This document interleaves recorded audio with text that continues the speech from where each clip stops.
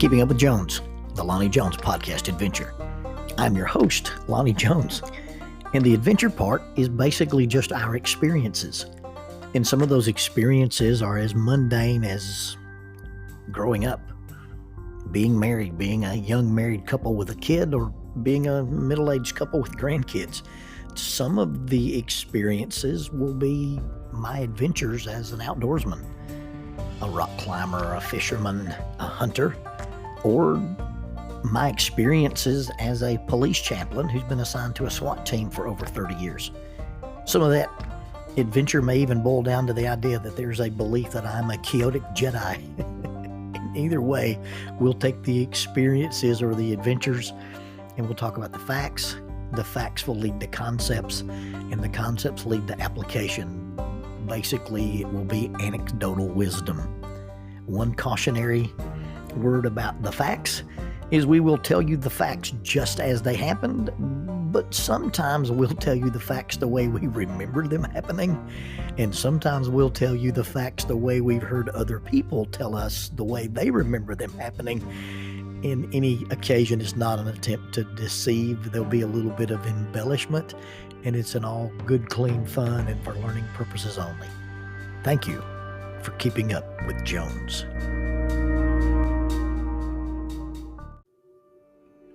Introducing the Bible degree with digital ministry. Paul used the marketplace and the synagogue to reach an expanded audience. We have access to the internet and social media. I once heard it said that when McDonald's introduced the drive-through window, they did not change the Big Mac, only how it was delivered. Faulkner University is now offering a new digital ministry track for their Bible degree. Faulkner's degree provides training in understanding and teaching the gospel, alongside training that will allow students to create quality digital content. Opportunities for evangelism in the digital spaces is unlimited, and this is innovative ministry education for our contemporary culture. One of the instructors is a two-time Emmy-winning former ESPN designer. Members of the Church of Christ could be eligible for the full tuition Jack Zorn Scholarship in order to pursue this special area of study.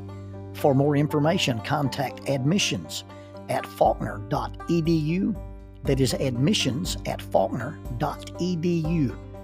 Faulkner University is a digital partner with Keeping Up with Jones, the Lonnie Jones podcast adventure. He was the highest-scoring player in the history of his high school. As a result of that, Trevecca University offered him a scholarship, and he played basketball there. And for reasons we've never discussed, he left Trevecca and transferred to an NAIA school in Rome, Georgia. She was the shortest person in her high school to play volleyball. They offered her a scholarship at Troy University, and she became the shortest person, to our knowledge, to ever step onto a D1 volleyball court. She ran into a volleyball coach that her defensive skills had knocked out of a county tournament during her high school playing career and his high school coaching career. He was now a coach at an NAIA school in Rome, Georgia, and he said, "I need a defensive specialist, and I'll pay you what they're paying you at Troy to come play for me." And that's how the basketball player and the short volleyball player met. Tyler, my son-in-law, would be offered a position of a graduate assistant after graduation and stay long enough to earn his master's in education. This young man is an incredible coach. His understanding of basketball is only exceeded by his desire to craft character in the guys who play ball for him. He's passionate, he's enthusiastic, and he's dedicated. As part of his role as the graduate assistant, he did some recruiting for the team. And as a recruiter for a college basketball team, you become a marketer, a promotional specialist, and a distributor of swag. That's how I ended up with a series of black T-shirts that had blue and white letters that simply said, "Shorter." Yes, my 4-foot 10-inch daughter played college volleyball at Shorter University. It was during the NCAA tournament, and Jackie and I had met downtown for supper at a steakhouse. I walked into the door wearing my Shorter basketball shirt. Yes, it actually said shorter basketball. The little hostess looked down at me. She read the shirt and she smiled and said, "Oh, that's pretty funny." I said, "It's a real school." And I was a little bit indignant. And then I added, "And my son in law coaches for them." She attempted to be chagrined and a little embarrassed, but she remained amused and entertained at the same time. I was hunting on Kill Mountain in one of my favorite spots, and it was middle of the fall, and my phone rang, which is unusual because people know not to disturb me while I'm hunting. And I looked, and it was a number I didn't recognize, but it had an exchange in Rome, Georgia. And so I answered the phone, and it was a teacher. Now, Shorter University is a private school with some faith-based roots. And this teacher said, "Look, these students that we have here are young adults, and we typically don't try to micromanage what they do. Life's about choices, and we let them live with their decisions. But your daughter's in my class, and she's leaving a lot. She leaves early, or she doesn't come to class, or she'll tell me, that on one day she's not going to be at the next class, and she's skipping my class." And I would think that maybe, as wonderful a person as she is and as bubbly as her personality is, you'd think she'd be a little bit smarter because she skips my class by telling me she's going to play volleyball for the university. I said, "Sir, she plays volleyball for the university and she's on scholarship." He said, "You've got to be kidding me. A person that short play?" I said, "You need to go watch her play. Now, she struggles academically, but you will see a very different animal when you go and watch her play volleyball on that court. You need to go and visit." And he did. And I got a call back, and he was amazed at the athlete that was in his class. To quote Jedi Master Yoda, "Judge me by my size, do you? And well, you should not." And speaking of Yoda quotes, my good friend and brother Troy Farmer always makes a quote and then says, "Well, that's Yoda or Kermit the Frog." I get them confused. And once he said that, it made me go down a rabbit hole, and I don't think Yoda's origins are that enigmatic anymore. It is my personal theory that Yoda is the love child of Kermit the Frog and Miss Piggy. He's green, but he has those big ears. And listen to his voice. Listen to the voice of Miss Piggy. Listen to Kermit. Surely I'm not the only one who sees and hears these similarities. But as I often do, I digress. So a 5'4" guy in a shorter basketball shirt is pretty funny. It's probably just as funny as a 6'6" guy wearing the same type shirt.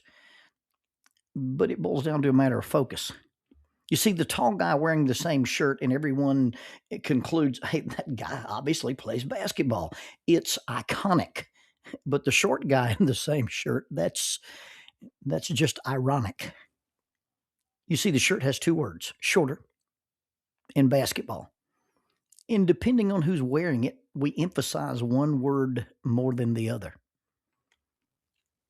What do you see when you see you? What do you see when you see others? It's really all about focus. Two words, and we have to pay attention to one or the other. Homeless person, imperfect person, penitent sinner, forgiven sinner, recovering addict, struggling parent, struggling spouse, struggling friend, struggling Christian. Shorter basketball is probably timeline neutral. It doesn't have any tense in it. It's just two words. It is what it is. But the others in that list, that you say they have a past, they have a present, and they have a future, and it all depends on the emphasis we give it. I was, or I am imperfect, but I am and will always be a person. Give me some grace. Give me some mercy. Give me a break. I was, or am, a sinner, but I'm trying to live out repentance. I am guilty of this or that, but I am forgiven, can be forgiven, or will be forgiven. Recovering means I'm in a current struggle with what I have been, with what I have done, what I have been doing, and it's changing. Struggling means I accept the flaws and I'm looking to do better, be better, and do a better job of coping with whatever it happens to be. It's up to us as to what we focus on. One is failure and one is progress. One is the past, the other is the future. The guys that I work with when we do the skits for the large youth conference in Dallas and Pigeon Forge Challenge Youth Conference, CYC, we've got a series, we call them running skits. There's the same skit done as it builds up to a crescendo. And the skits, the series is called Past Interference. Not pass interference, PASS, but past interference, PAST. We let our past become the focus, and it interferes with our present or our future. In our society, we hear a lot about pronouns and the he, she, and we, and they. And well, let's talk about tenses.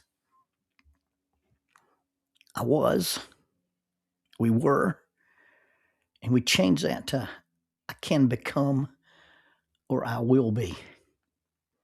Maybe not even about tenses, I did or I didn't, but I'm going to do or I will do different. This is what I am, but I am becoming. You see the last page in your book, and by last page, I mean the latest page. It doesn't have to predict what the last page will be. You're about to turn the page from one year to the next. And the latest page, if it's not your last page, the latest page does not have to predict what your next page will be. You can decide to write the next chapter. You can decide to write a different ending. You can decide to write something better. And it's all about focus, and it's all about emphasis. Shorter basketball. Ironically, again, I actually play full court basketball for several hours each week. It's not pretty, and I'm terrible. The guys that I play with, the other guys on the court, are twice my size and half my age. Every now and then, they just kind of stop and let me shoot, and it looks like one of those videos you see where the football team lets the special needs Make-A-Wish kid run a touchdown, but they still let me shoot. And I don't have to wear a shorter shirt to be short when I play basketball. I don't have to wear a shorter shirt to remind everybody that I am short when I play basketball. I just play basketball, and it doesn't matter that I'm shorter.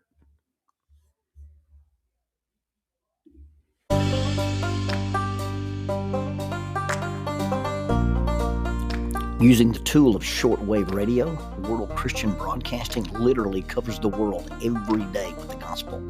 They use two large curtain antennas. One is located in Anchor Point, Alaska, and the other in Madagascar. They send out messages that are recorded at their international home in Franklin, Tennessee. They make available 40 hours of broadcast every day. The broadcasts are made in English, Chinese, Russian, Spanish, Portuguese, Korean, English for Africa, and Arabic. They would love for your group to visit them. You can bring your ladies group, your youth group, or your men's group. Just give them a call at 615-371-8707, 615-371-8707, or you can go to 3 W's and a dot, worldchristian.org, find the Donate Here button, and make a financial contribution to support this work that literally covers the world every day with the gospel. World Christian Broadcasting, in cooperation with Keeping Up with Jones, the Lonnie Jones podcast adventure.